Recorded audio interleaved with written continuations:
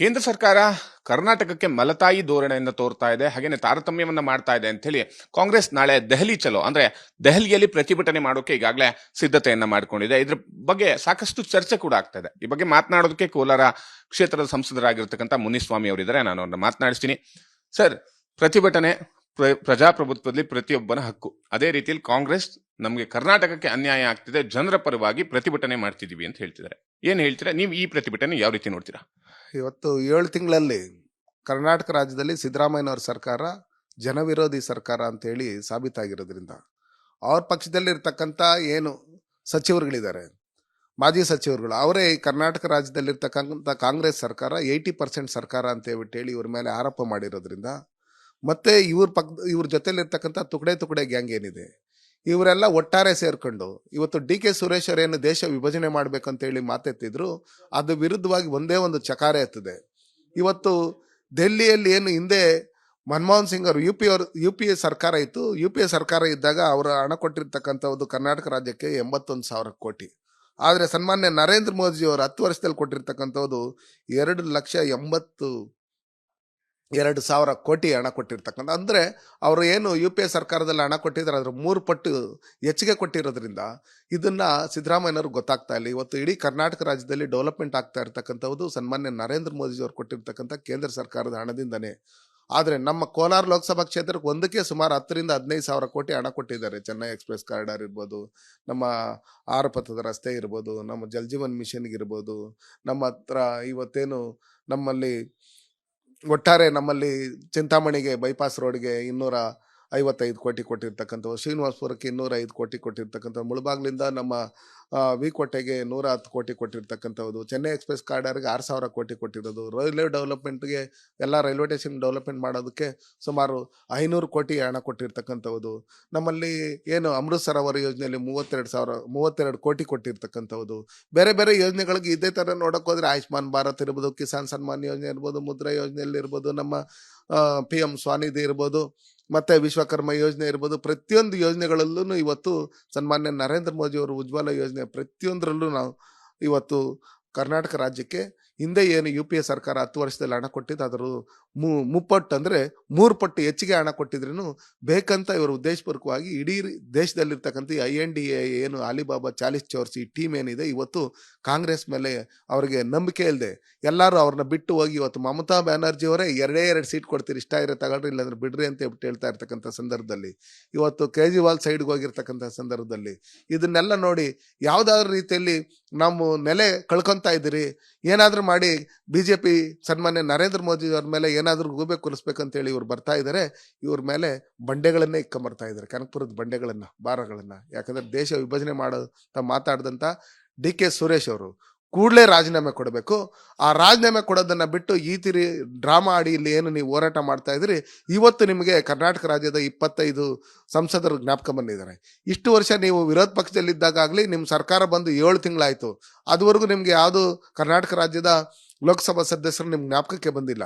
ನಾವೆಲ್ಲ ಸಂಸದರಾಗಿದ್ದರಿಂದನೇ ಸನ್ಮಾನ್ಯ ನರೇಂದ್ರ ಮೋದಿಜಿ ಅವರಿಂದ ನಾವು ಲಕ್ಷಾಂತರ ಕೋಟಿ ಹಣ ತಗೊಂಡೋಗಿ ಇವತ್ತು ಕರ್ನಾಟಕ ರಾಜ್ಯ ಅಭಿವೃದ್ಧಿ ಆಗ್ತಾ ಇದೆ ಅಂದರೆ ಅದು ಸನ್ಮಾನ್ಯ ನರೇಂದ್ರ ಮೋದಿಜಿ ಅವ್ರ ಕಾರಣ, ಹಿಂದೆ ಇದ್ದಂಥ ಯಡಿಯೂರಪ್ಪ ಅವರು ಮತ್ತು ಬಸವರಾಜ ಬೊಮ್ಮಾಯಿರವ್ರ ಕಾರಣನೇ ಹೊರತು ಕಾಂಗ್ರೆಸ್ ಸರ್ಕಾರ ಬಂದಾದ್ಮೇಲೆ 5 ಗ್ಯಾರಂಟಿಗಳಿಗೆ ನೀವು ಷರತ್ತುಗಳನ್ನು ಹಾಕಿ ಯುವ ನಿಧಿ ಕೊಡ್ತೀರಿ ಅಂತೇಳಿ ಯುವಕರಿಗೂ ಮೋಸ ಮಾಡಿ, ಅಕ್ಕಿ ಕೊಡ್ತೀರಿ ಅಂತೇಳಿ ಜನಸಾಮಾನ್ಯರಿಗೂ ಮೋಸ ಮಾಡಿ, ಇವತ್ತು ಡಕೋಟಾ ಎಕ್ಸ್ಪ್ರೆಸ್ಗಳನ್ನು ಬಸ್ಗಳನ್ನು ಕೊಟ್ಟು ಹೆಣ್ಮಕ್ಳಿಗೂ ಯಾಮಾರಿಸಿ ಕೊಡ್ತಾ ಸನ್ಮಾನ್ಯ ನರೇಂದ್ರ ಮೋದಿ ಅವರು ಕೊಡ್ತಾ ಇದ್ದಂಥ ಏನು ಅಕ್ಕಿ ಇದೆ, ಆ ಅಕ್ಕಿಯಲ್ಲೂ 1 kg ಸಿದ್ದರಾಮಯ್ಯನವರು 1 kg KH ಮುನಿಯಪ್ಪನವರು ಹೊಡೆದು ಮಣ್ಣಿರ್ತಕ್ಕಂಥ ರಾಗಿ ಕೊಡ್ತಾ ಇರ್ತಕ್ಕಂಥದ್ದು ನಿಮ್ಮ ಪ್ರವೃತ್ತಿ, ಕಾಂಗ್ರೆಸ್ ಪ್ರವೃತ್ತಿ.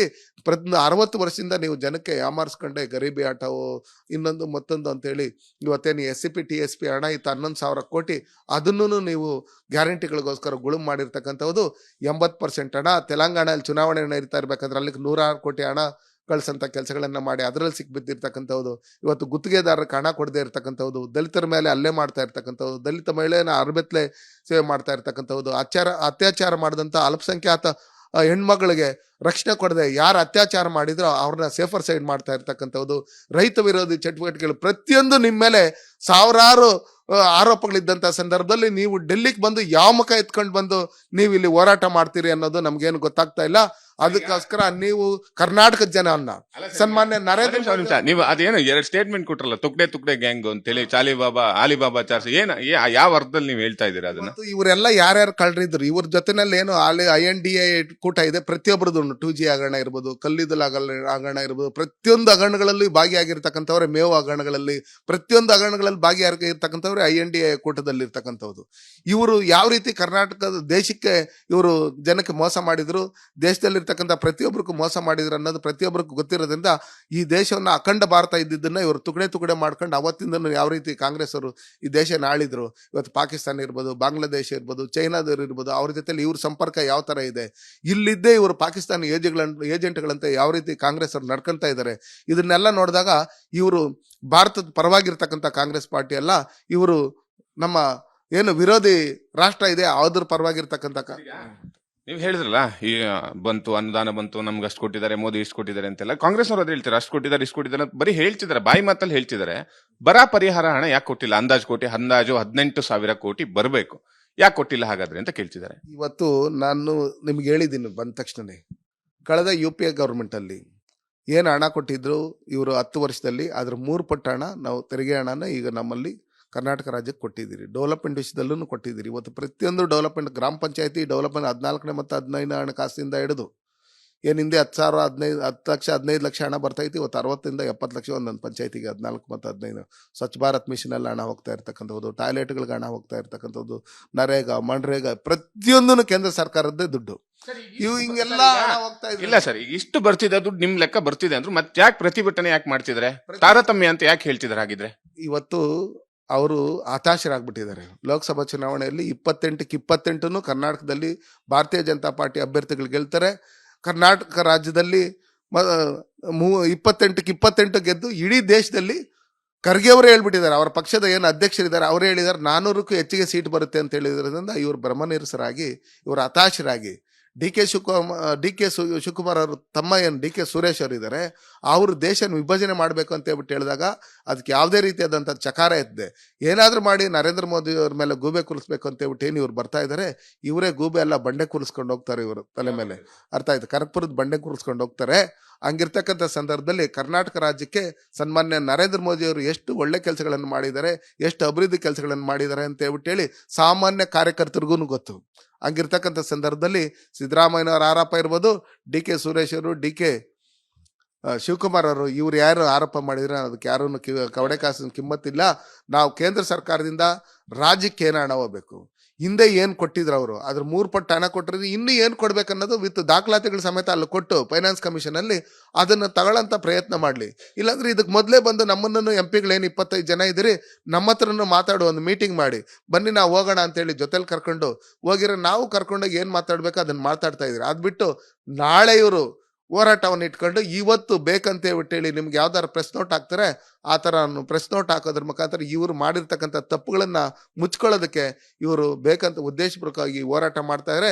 ಈ ಹೋರಾಟದಿಂದ ಸನ್ಮಾನ್ಯ ನರೇಂದ್ರ ಮೋದಿಜಿಯವರು ನಿನ್ನೆ ನಿರ್ಮಲಾ ಸೀತಾರಾಮನ್ ಅವರು ಹಣಕಾಸು ಸಚಿವರು ಹೇಳಿದ್ದಾರೆ, ನಾವು ಕಾಂಗ್ರೆಸ್ ಅಧಿಕಾರ ಇರ್ತಕ್ಕಂಥ ರಾಜ್ಯ ಇರ್ಬೋದು, ಬೇರೆ ಪಾರ್ಟಿ ಅಧಿಕಾರ ಇರ್ತಕ್ಕಂಥ ರಾಜ್ಯ ಇರ್ಬೋದು, ಏನು ಫೈನಾನ್ಸ್ ಕಮಿಷನ್ ಅಲ್ಲಿ ನೀವು ಕೊಟ್ಟಿರ್ತಕ್ಕಂಥ ಹಣ ಏನು ಖರ್ಚು ಮಾಡಿದ್ರಿ ಅಂತ ಹೇಳಿ ಸೂಕ್ತವಾದಂಥ ದಾಖಲಾತಿಗಳನ್ನ ಕೊಟ್ರೆ ಇನ್ನು ಉಳಿದಿರ್ತಕ್ಕಂಥ ಹಣ ಆಟೋಮೆಟಿಕ್ ಆಗಿ ಅದು ರಿಲೀಸ್ ಆಗುತ್ತೆ, ಇದರಲ್ಲಿ ಯಾವುದೇ ರೀತಿಯಾದಂಥ ಇಂಪ್ಲೂಯೆನ್ಸ್ ನಡೆಯಲ್ಲ ಅಂತ ಹೇಳಿರೋದ್ರಿಂದ ನಮ್ಮದು ಶುದ್ಧವಾದಂಥ ಸರ್ಕಾರ ಸನ್ಮಾನ್ಯ ನರೇಂದ್ರ ಮೋದಿಜಿ ಅವರ ಸರ್ಕಾರ.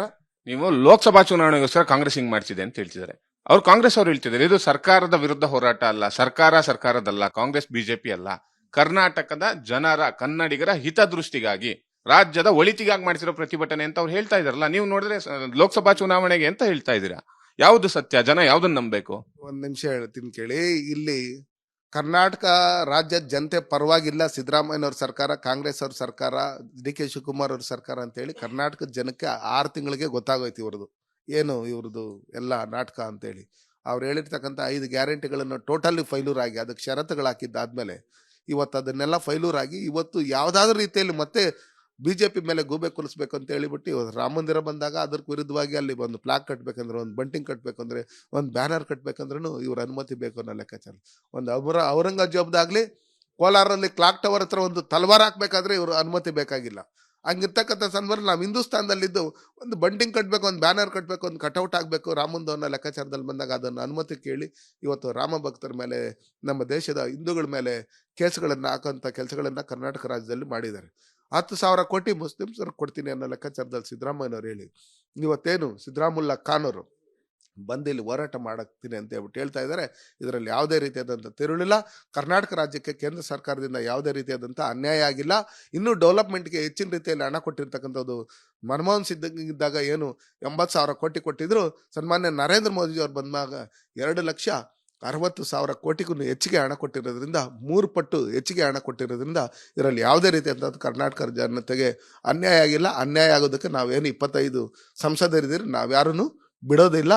ನಮ್ಮ ಪರವಾಗಿ, ನಮ್ಮ ಕರ್ನಾಟಕದ ಪರವಾಗಿ ಭಾರತೀಯ ಜನತಾ ಪಾರ್ಟಿ ಸರ್ಕಾರ, ಸನ್ಮಾನ್ಯ ನರೇಂದ್ರ ಮೋದಿಜಿಯವ್ರ ಸರ್ಕಾರ ಇರೋದ್ರಿಂದನೇ ಇವತ್ತು ನಮ್ಮಲ್ಲೆಲ್ಲ ಡೆವಲಪ್ಮೆಂಟ್ ಕೆಲಸಗಳು ಆಗ್ತಾ ಇರ್ತಕ್ಕಂಥ. ಹಂಗಾದ್ರೆ ಈಗ ನಾಳೆ ಮಾಡ್ತಿರುವಂತ ಪ್ರತಿಭಟನೆ ತಪ್ಪ? ಹಂಗಾದ್ರೆ ಡೆಲ್ಲಿಗೆ ಬಂದು ತಮ್ಮ ಹಕ್ಕನ್ನ ಕೇಳುವಂತ ತಪ್ಪ? ಹಾಗಿದ್ರೆ ಅದು ಹಕ್ಕನ್ನೆಲ್ಲ ನಾವು ಕೊಟ್ಟಿರ್ತಕ್ಕಂಥ ಸಂದರ್ಭದಲ್ಲಿ ಏನು ಬ್ಯಾಲೆನ್ಸ್ ಇದೆ, ಅದಕ್ಕೆ ಏನು ದಾಖಲಾತಿಗಳು ಕೊಡಬೇಕು, ಅದನ್ನ ದಾಖಲಾತಿಗಳನ್ನ ಫೈನಾನ್ಸ್ ಕಮಿಷನ್ ಹತ್ರ ಕೊಟ್ಟು ಆ ಹಣ ತಗೊಂಡೋಗೋದು ಬಿಟ್ಟು ಬೇಕಂತ ಉದ್ದೇಶಪೂರ್ವಕವಾಗಿ ಇವ್ರು ಹೋರಾಟ ಮಾಡಕ್ ಬರ್ತಾವ್ರಂದ್ರೆ ಅದು ಕಾಮಲಕಣ್ಣವ್ರು ಕಂಡಿದ್ದೆಲ್ಲ ಅಳದೆ ಅನ್ನೋ ಲೆಕ್ಕಾಚಾರದಲ್ಲಿ ಅವ್ರು BJP ನೋಡಂಥದ್ದು ಎಷ್ಟೇ ಒಳ್ಳೆ ಕೆಲಸ ಮಾಡಿದ್ರೆ ಅವ್ರು BJP ನೋಡೋಂಥ ದೃಷ್ಟಿ ಬೇರೆ ರೀತಿಯಲ್ಲಿ ಇರೋದ್ರಿಂದ ಅವ್ರು ಏನೇ ಹೋರಾಟ ಮಾಡ್ಕೊಂಡ್ರೆ ಅದಕ್ಕೆ ಕವಡೆ ಕಾಸು ಕಿಮ್ಮತ್ತಿಲ್ಲ, ಬಂತಾರಿಗೆ ಸುಂಕ ಇಲ್ಲ ಅಂತ ಹೇಳ್ಬಿಟ್ಟು ಬಂದು ವಾಪಸ್ ಹೋಗೋದು. ದಾಖಲಾತಿಗಳು ಕೊಟ್ರೆ ಫೈನಾನ್ಸ್ ಕಮಿಷನ್ ಇಂದ ಅದೇನು ಹಣ ಬಿಡುಗಡೆ ಮಾಡ್ಬೇಕು ಅದನ್ನು ಮಾಡ್ತಾರೆ. ಸಂಸದರು ಏನು ಮಾಡ್ತಿಲ್ಲ. 25 ಜನ ಸಂಸದರನ್ನ ಕರ್ನಾಟಕದಿಂದ ಆಯ್ಕೆ ಮಾಡಿ ಕಳಿಸಿದ್ದಾರೆ. ಅವ್ರು ಏನು ಮಾಡ್ತಿಲ್ಲ ಅಂತ ಹೇಳಿ ಈ ರೀತಿ ಅಂತ ಹೋರಾಟ ಮಾಡುವಂತ ಪರಿಸ್ಥಿತಿ ಬಂದಿದೆ ಅಂತ ಕಾಂಗ್ರೆಸ್ನವರು ಹೇಳ್ತಾರೆ. ಅಲ್ಲಿ ಹೋಗಿ ಮೋದಿ ಅವ್ರ ಹತ್ರ ಮಾತನಾಡೋಕ್ಕಾಗಲ್ಲ ಸಂಸದರಿಗೆ ಅಂತೇಳಿ. ಸಿದ್ದರಾಮಯ್ಯನವರೇ, DK ಶಿವಕುಮಾರ್ ಅವರೇ, ನಿಮ್ಮ ಸರ್ಟಿಫಿಕೇಟ್ ಭಾರತೀಯ ಜನತಾ ಪಾರ್ಟಿ ಸಂಸದರಿಗೆ ಅವಶ್ಯಕತೆ ಇಲ್ಲ. ನಮಗೆ ಸರ್ಟಿಫಿಕೇಟ್ ಕೊಟ್ಟಿರ್ತಕ್ಕಂಥದ್ದು ನಮ್ಮ ಲೋಕಸಭಾ ಕ್ಷೇತ್ರದಲ್ಲಿರ್ತಕ್ಕಂಥ ಜನ, ಈ ದೇಶದ ಜನ ನಮಗೆ ಸರ್ಟಿಫಿಕೇಟ್ ಕೊಟ್ಟಿದ್ದಾರೆ. ನೀವೇನು ಭ್ರಷ್ಟ ಇದ್ದೀರಿ, ಭ್ರಷ್ಟ ಸರ್ಟಿಫಿಕೇಟ್ ನಮಗೇನು ಅವಶ್ಯಕತೆ ಇಲ್ಲ. ನಾವೆಲ್ಲ ಕರೆಕ್ಟ್ ಆಗಿರೋದ್ರಿಂದನೇ ನರೇಂದ್ರ ಮೋದಿಜಿಯವರ ಹತ್ರ ನಾವು ಹೋಗಿ ಮಾತಾಡಿ ನಮ್ಮ ಕರ್ನಾಟಕ ರಾಜ್ಯ ಡೆವಲಪ್ಮೆಂಟ್ ಮಾಡೋದಕ್ಕೆ ಹಣ ಇವತ್ತೇನು ಕೊಟ್ಟಿದ್ದಾರೆ, ಅನುದಾನ ನಮ್ಗೇನು ಕೊಟ್ಟಿದ್ದಾರೆ. ನಾನು ಮೊದಲೇ ಸಲ ಸಂಸದನಾಗಿ ಆಯ್ಕೆ ಆದ್ರೂ ನನ್ನ ಕೋಲಾರ ಲೋಕಸಭಾ ಕ್ಷೇತ್ರಕ್ಕೆ 10,000 ಕೋಟಿಗೂ ಹೆಚ್ಚಿಗೆ ಹಣ ಕೊಟ್ಟಿದ್ದಾರೆ ಅನ್ನೋ ಲೆಕ್ಕಾಚಾರದಲ್ಲಿ ಬಂದಾಗ ಆ ಡೆವಲಪ್ಮೆಂಟ್ ಪ್ರತಿಯೊಂದು ನನ್ನ ಅಂಕಿಅಂಶದ ಪ್ರಕಾರ ನಿಮ್ಮ ಥರ BJP ಸರ್ಕಾರದಲ್ಲಿ ಕೊಟ್ಟಿರ್ತಕ್ಕಂಥ ಹಣಕ್ಕೆ ಬಂದು ಜೋಪಲ್ ಕತ್ರಿ ಇಟ್ಕೊಂಡು ಬಂದು ನಾನು 2 ಸಲ ಗುದ್ಲಿ ಪೂಜೆ ಮಾಡೋಂಥ ಪ್ರವೃತ್ತಿಯಲ್ಲಿ ನಾವೇನಿಲ್ಲ. ಸನ್ಮಾನ್ಯ ನರೇಂದ್ರ ಮೋದಿ ಅವರು ಕೊಟ್ಟಿರ್ತಕ್ಕಂಥ ಹಣ ಏನಿದೆ, ಅನುದಾನ ಇದೆ, ಅದು ಶ್ವೇತಪತ್ರದಲ್ಲಿ ಬಿಳಿ ಹಾಳೆ ಇದ್ದಂಗಿರುತ್ತೆ. ಅದು ಅರ್ಥ ಆಯ್ತಾ? ಆ ರೀತಿಯಲ್ಲಿ ಇರೋದ್ರಿಂದ ನೀವು ನಿಮ್ಮ ಶಾಸಕರಿಗೆ 1 ಕೋಟಿ 2 ಕೋಟಿ ಹಣ ಕೊಡೋದಕ್ಕೆ ನಿಮ್ಮ ಹತ್ರ ದುಡ್ಡಿಲ್ಲ. ಹಂಗಿರ್ತಕ್ಕಂಥ ಸಂದರ್ಭದಲ್ಲಿ ಸನ್ಮಾನ್ಯ ನರೇಂದ್ರ ಮೋದಿ ಅವರು ಕೊಟ್ಟಿರ್ತಕ್ಕಂಥ ಹಣಗಳಲ್ಲಿ ನೀವು ಗ್ಯಾರಂಟಿಗಳು ಇನ್ನೊಂದು ಮತ್ತೊಂದು ಏನು ಯೋಜನೆಗಳನ್ನ ಹೇಳಿ ಇವತ್ತು ಜನಗಳ ಹತ್ರ ಫೈಲೂರ್ ಆಗಿದ್ದೀರಿ. ಅದನ್ನ ಮರೆಮಾಚೋದಕ್ಕೋಸ್ಕರ ನರೇಂದ್ರ ಮೋದಿಜಿಯವ್ರ ಮೇಲೆ ಗೂಬೆ ಕುಲ್ಸಕ್ಕೆ ಏನು ಬರ್ತಾ ಇದ್ದೀರಿ, ಅದನ್ನ ನೀವೇನೇ ಈ ಥರ ಹೋರಾಟಗಳು ಮಾಡಿರಿ, ಇವತ್ತು ನೀವು ಮಾಡ್ಬೋದು, ನಾಳೆ ತಮಿಳ್ನಾಡವ್ರು ಮಾಡ್ಬೋದು, ನಾಳದು ಕೇರಳದವ್ರು ಮಾಡ್ಬೋದು. ಇದೆಲ್ಲ ನಿಮ್ದು ಆಲಿಬಾಬಾ 40 ಚೌರದ್ದೇನಿದೆ, ಇದು ಪಿತೂರಿ ಅಂತ ಹೇಳಕ್ ಇಷ್ಟಪಡ್ತೀನಿ. ಸರ್, ಈಗ ತಾರತಮ್ಯ ಆಗಿದೆಯಾ ಇಲ್ಲ? ಕಾಂಗ್ರೆಸ್ ಹೇಳ್ತಿದೆ ತಾರತಮ್ಯ ಆಗ್ತಿದೆ. ನೀವೇನ್ ಹೇಳ್ತೀರಾ? ರಾಜ್ಯಕ್ಕೆ ತಾರತಮ್ಯ ಆಗಿದೆಯಾ ಆಗ್ತಿಲ್ವಾ? ಅವರು 9 ವರ್ಷದಲ್ಲಿ UPA ಸರ್ಕಾರದಲ್ಲಿ ಎಷ್ಟು ಹಣ ಬಂದಿತ್ತು ರಾಜ್ಯಕ್ಕೆ? ನರೇಂದ್ರ ಮೋದಿಜಿಯವರ 10 ವರ್ಷದಲ್ಲಿ ರಾಜ್ಯಕ್ಕೆ ಎಷ್ಟು ಹಣ ಬಂದಿತ್ತು? ಸ್ಟ್ಯಾಟಿಸ್ಟಿಕ್ಸ್ ಹೇಳಿದ್ರಿ ಸರ್, ದಾಖಲೆ ಹೇಳಿದ್ರಿ, ದಾಖಲೆ ನೀವು ಹೇಳಿದ್ರಿ. ತಾರತಮ್ಯ ಆಗಿದೆಯಾ ಏನು? ನಮ್ಮ ಕರ್ನಾಟಕ ರಾಜ್ಯಕ್ಕೆ ಸನ್ಮಾನ್ಯ ನರೇಂದ್ರ ಮೋದಿಜಿಯಿಂದ ಯಾವುದೇ ರೀತಿಯಾದಂಥ ತಾರತಮ್ಯ ಆಗಿಲ್ಲ. ಹೆಚ್ಚಿಗೆ ಅನುದಾನಗಳನ್ನ ಕೊಟ್ಟು ಇವತ್ತು ಐಫೋನ್ ಕಂಪ್ನಿ ಇರ್ಬೋದು, HL ಇರ್ಬೋದು, ಪ್ರತಿಯೊಂದು ಇಸ್ರೋದ್ ಇರ್ಬೋದು, ಪ್ರತಿಯೊಂದು ಕಂಪ್ನಿಗಳು ಇವತ್ತು ಹೊಸದಾಗಿ ನಮ್ಮಲ್ಲಿ ಏನು ದಶಪಥ ರಸ್ತೆ ಇರ್ಬೋದು, ಚೆನ್ನೈ ಎಕ್ಸ್ಪ್ರೆಸ್ ಕಾರಿಡಾರ್ ಇರ್ಬೋದು, ಇದೆಲ್ಲ ಸನ್ಮಾನ್ಯ ನರೇಂದ್ರ ಮೋದಿ ಅವ್ರು ಕೊಟ್ಟಿರ್ತಕ್ಕಂಥ ಹಣ. ರೈಲ್ವೆ ಡೆವಲಪ್ಮೆಂಟ್ಗಳು ಇರ್ಬೋದು, ಇವೆಲ್ಲದಕ್ಕೂ ಅದೇನು ಸಿದ್ದರಾಮಯ್ಯನವ್ರು ಕೊಟ್ಟಿರ್ತಕ್ಕಂಥ ಹಣ ಅಲ್ಲ, DK ಶಿವಕುಮಾರ್ ಕೊಟ್ಟಿರ್ತಕ್ಕಂಥ ಹಣ ಅಲ್ಲ. ಸನ್ಮಾನ್ಯ ನರೇಂದ್ರ ಮೋದಿ ಅವರ ಕರ್ನಾಟಕದಲ್ಲಿ ಹೆಚ್ಚಿಗೆ ಪ್ರೀತಿ ಇರೋದ್ರಿಂದ ಹೆಚ್ಚಿಗೆ ಅನುದಾನ ಕೊಟ್ಟು ಇವತ್ತು ಡೆವಲಪ್ಮೆಂಟ್ ಕೆಲಸಗಳನ್ನ ಮಾಡಿರ್ತಕ್ಕಂಥದ್ದು ಕೇಂದ್ರ ಸರ್ಕಾರ ಹೊರತು ರಾಜ್ಯ ಸರ್ಕಾರ ಅಲ್ಲ. ಇದಿಷ್ಟು ಸಂಸದರಾಗಿರ್ತಕ್ಕಂಥ ಮುನಿಸ್ವಾಮಿ ಅವರ ಮತ್ತು ಪ್ರಧಾನಿ ನರೇಂದ್ರ ಮೋದಿ ಅವರು ಹೆಚ್ಚಿನ ಅನುದಾನವನ್ನ ನೀಡಿದ್ದಾರೆ ಹೊರತಾಗಿ ರಾಜ್ಯಕ್ಕೆ ಯಾವುದೇ ರೀತಿಯ ಅಂತ ಅನ್ಯಾಯ ಮಾಡಿಲ್ಲ, ಯಾವುದೇ ರೀತಿಯ ತಾರತಮ್ಯ ಕೂಡ ಆಗಿಲ್ಲ ಅನ್ನೋ ಮಾತನ್ನ ಹೇಳಿರೋದು. ಕ್ಯಾಮ್ರಾ ಪರ್ಸನ್ ಸರ್ಕಾರ ಅಭಿಜಿತ್ ಜೊತೆ ವಿಕ್ರಮ್ ಕುಮಾರ್, ವಿಸ್ತಾರ ನ್ಯೂಸ್, ನವದೆಹಲಿ. ಅನುಕ್ಷಣದ ಸುದ್ದಿಗಳಿಗಾಗಿ ವಿಸ್ತಾರ ನ್ಯೂಸ್ ಯೂಟ್ಯೂಬ್ ಚಾನೆಲ್ ಸಬ್ಸ್ಕ್ರೈಬ್ ಮಾಡಿ. ಹೊಸ ಸುದ್ದಿಗಳ ನೋಟಿಫಿಕೇಶನ್ಗಾಗಿ ಬೆಲ್ ಐಕಾನ್ ಕ್ಲಿಕ್ ಮಾಡಿ. ಲೇಟೆಸ್ಟ್ ಅಪ್ಡೇಟ್ಸ್ಗಾಗಿ www.vistaranews.com ವೆಬ್ಸೈಟ್ಗೆ ವಿಸಿಟ್ ಮಾಡಿ. ಅಂಗೈಯಲ್ಲೇ ಜಗತ್ತಿನ ಸುದ್ದಿ ತಿಳಿಯಲು ವಿಸ್ತಾರ ನ್ಯೂಸ್ ಕನ್ನಡ ಆಪ್ ಡೌನ್ಲೋಡ್ ಮಾಡಿ.